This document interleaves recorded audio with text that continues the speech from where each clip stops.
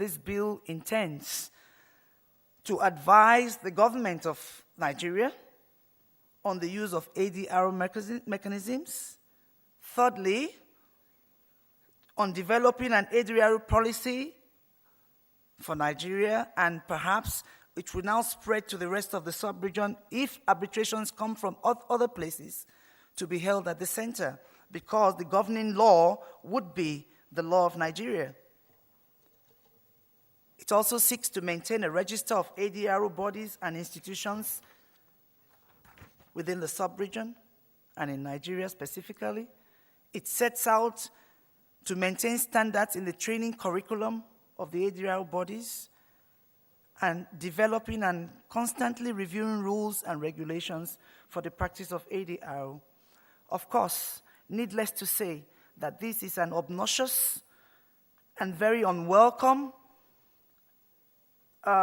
development in arbitration, in the practice of arbitration within that region, because we do not know wherever else there are commissions, minus CIATEC perhaps.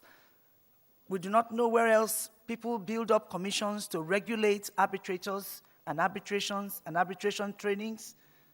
We do not know of that. And so the bill has been generally opposed by the ADR community in Nigeria.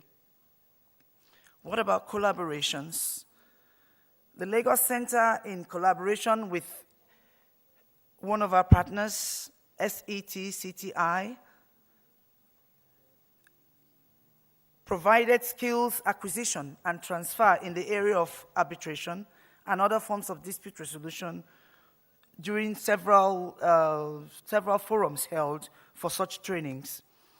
One of the high points of the collaboration is the introduction of a new concept in ADR, which is known as mediative conciliation. Mediative conciliation, as espoused by the Regional Center in Lagos as it is now, is a hybrid ADR process which combines the facilitative approach of mediation with the evaluative approach of conciliation to arrive at either a consensual agreement by a neutral or an imposed decision of a neutral, which would then be known as the mediative conciliator. The final outcome of the process of mediative conciliation, which is either a consensual agreement by the parties or a decision by the neutral, is enforceable as a contract. The Center in Lagos has already added this new concept of mediative conciliation as one of its ADR products on offer in our ADR menu. The International Center for the Settlement of Investment Dispute, ICSID, of the World Bank. The Lagos Center has a collaboration, I think I've mentioned this, between ICSID and the Lagos Center, and we have assumed higher levels of interaction with ICSID. Recently, ICSID sent inquiries on how to utilize the center in Lagos for investment arbitrations arising within the sub-region. And to this end, there is now a dedicated ICSID desk at the center in Lagos, manned by qualified staff conversant with investment arbitrations.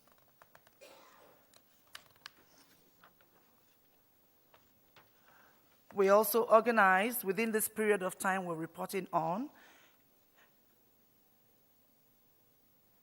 a workshop with one of our very big and key investors, Dangote Group, alongside the European Union and the delegation of German industry and commerce in Nigeria. The workshop was to sensitize foreign investors on the benefits of using the center as an ADR arbitration center in the region, and this workshop was held on the 8th of November 2012. We had visitors, delegates from the Kigali International Arbitration Center from Rwanda, a very new center that has been set up, paid a courtesy visit on the center in Lagos on the 6th of March 2013. They were accompanied by the officials of the Nigerian branch of the Chartered Institute of Arbitrators in the UK, and they were received by the directors. I think if you look at the bulletin we've circulated, you would see the visit in it, the pictures.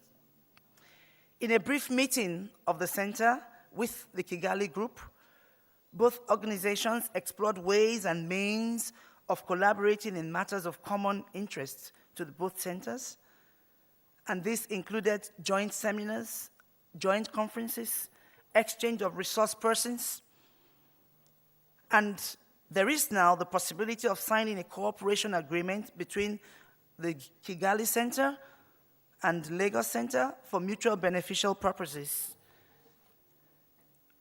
What are the promotional activities that we have engaged in thus far between 2012 and now? The center co-sponsored, the Lagos Center that is, co-sponsored the International Bar Association Regional Forum for Africa.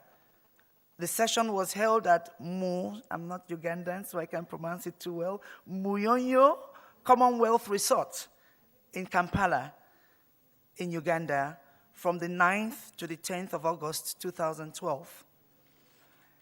Amongst the topics discussed at this forum were building the foundation of a successful future, the rule of law and economic confidence in Africa,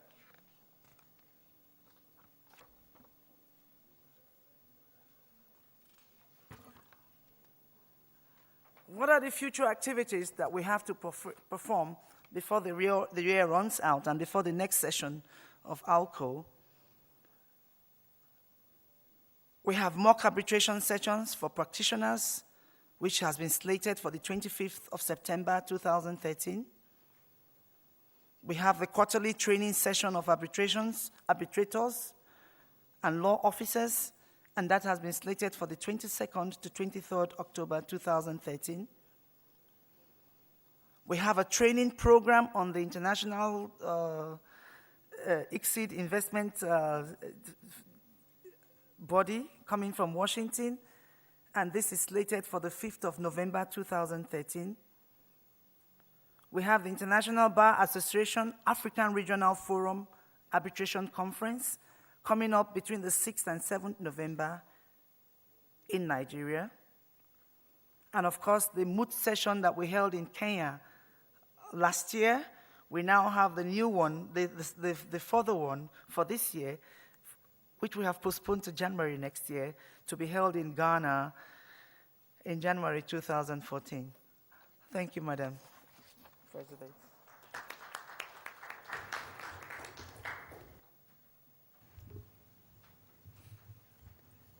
Thank you, Madam, for providing us that update on the Lagos Center.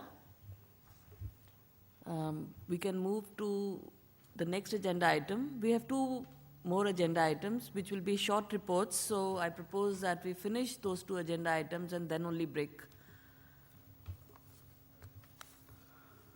You will be giving? Who will be presenting the report? The next item on the agenda is report on the... Mr. Fung, Center for Research and Training. Who will do this? Mr. Fung. Okay. The next item is report on the ALCO Center for Research and Training. I'll give the floor to Mr. Fang. Thank you.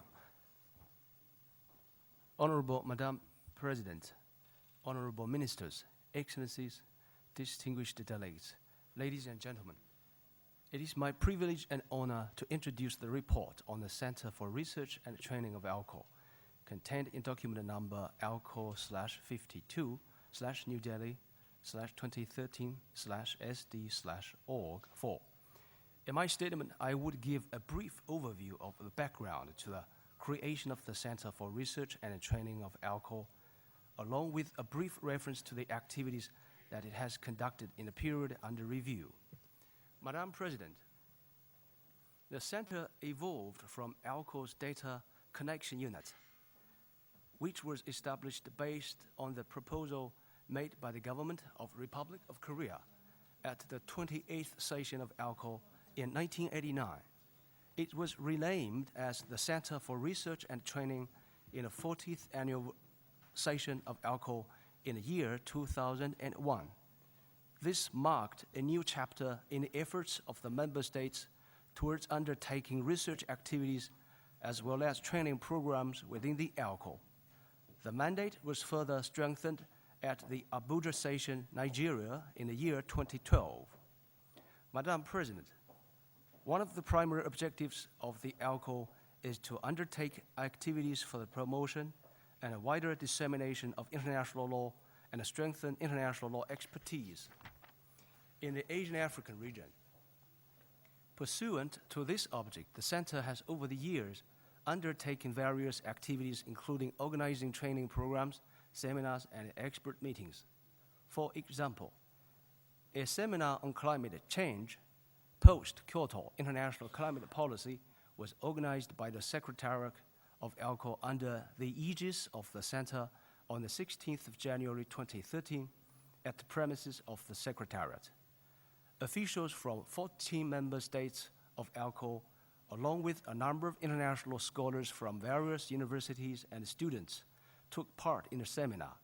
This seminar discussed almost all the aspects relating to the problem of climate change from the viewpoints of developing countries.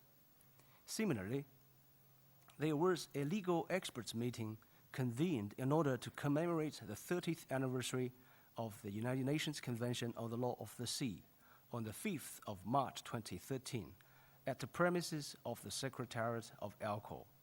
The objective of the legal experts meeting was to decipher the achievements of the UNCLOS and to ponder over the future issues and the challenges facing the convention. This meeting was attended by around 100 delegates that included representatives from 21 ALCO member states, 5 non-member states, academics of several prominent universities, and students. Lastly, a special lecture on working of ALCO was delivered by His Excellency Professor Dr. Rahmat Mohammed, the Secretary General of ALCO, at the ALCO headquarters on the 28th of August 2013. The program was specially arranged for officials from the Ministry of Foreign Affairs of Malaysia. It was attended by nearly 20 officials from the Institute of Diplomacy and Foreign Affairs, Malaysia. The lecture focused on a number of aspects related to ALCO, including its historical background, its contribution to the corpus of international law, its lineages with other intergovernmental organizations, and its future trajectory.